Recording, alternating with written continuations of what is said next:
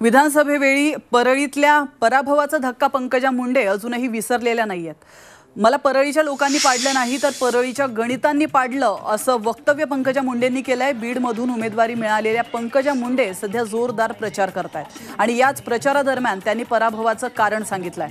राजकारणात राहणं एवढं सोपं नाही, एवढ्या मोठ्या नेत्याचा वारसा चालवणंही सोपं नाही, कशावरून निवडणूक फिरेल हे सांगता येत नाही असंही त्या म्हणाल्या।